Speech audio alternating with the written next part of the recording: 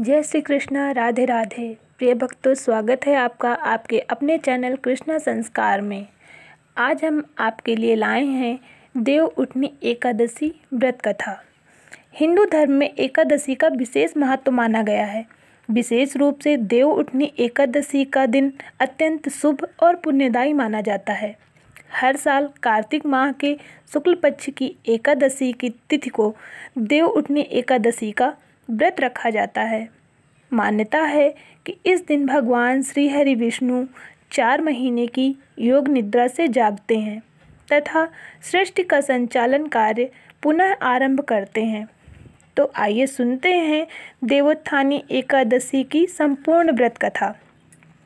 एक राजा के राज्य में सभी लोग एकादशी का व्रत रखते थे। प्रजा तथा नौकर चाकरों से लेकर पशुओं तक को एकादशी के दिन अन्न नहीं दिया जाता था।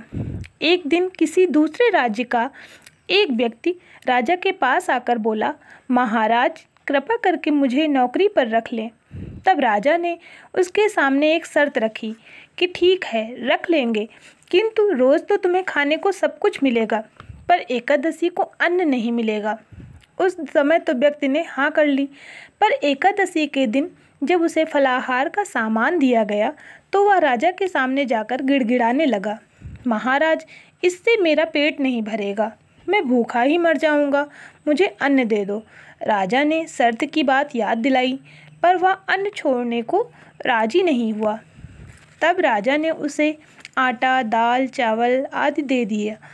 वह नित्य की तरह नदी पर पहुंचा और स्नान कर भोजन पकाने लगा। जब भोजन बन गया तो वह भगवान को बुलाने लगा, आओ भगवान, भोजन तैयार है। उसके बुलाने पर पीताम्बर धारण किए भगवान चतुर्भुज रूप में आ पहुँचे तथा प्रेम से उसके साथ भोजन करने लगे। भोजन करके भगवान अंतर्ध्यान हो गए तथा वह अपने काम पर चला गया। 15 दिन बाद अगली एकादशी को वह राजा से कहने लगा कि महाराज मुझे दुगना सामान दीजिए, उस दिन तो मैं भूखा ही रह गया। राजा ने कारण पूछा तो उसने बताया कि हमारे साथ भगवान भी खाते हैं, इसीलिए हम दोनों के लिए ये सामान पूरा नहीं होता। यह सुनकर राजा को बड़ा आश्चर्य हुआ। वह बोला, मैं नहीं मान सकता कि भगवान तुम्हारे साथ खाते हैं। मैं तो इतना व्रत रखता हूँ, पूजा करता हूँ, पर भगवान ने मुझे कभी दर्शन नहीं दिए। राजा की बात सुनकर वह बोला, महाराज यदि विश्वास न हो तो साथ चलकर देख लें। राजा एक पेड़ के पीछे छिपकर बैठ गया। उस व्यक्ति ने भोजन बनाया तथा भगवान को शाम तक पुकारता रहा, परंतु भगवान नहीं आए। अंत में उसने कहा, हे भगवान, यदि आप नहीं आए तो मैं नदी में कूदकर प्राण त्याग दूंगा। लेकिन भगवान नहीं आए। तब वह प्राण त्यागने के उद्देश्य से नदी की तरफ बढ़ा।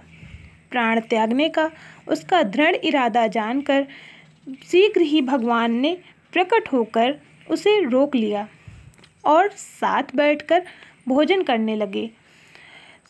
सब खा पीकर वे उसे अपने विमान में बिठाकर अपने धाम को ले गए।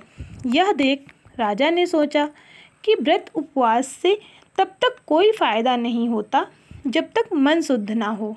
इससे राजा को ज्ञान मिला।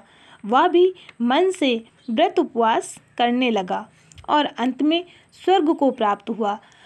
इस कथा को जो भी मनुष्य सच्चे मन से सुनता या पढ़ता है, उसके सारे कष्ट दूर हो जाते हैं। बोलो जय श्री हरि विष्णु।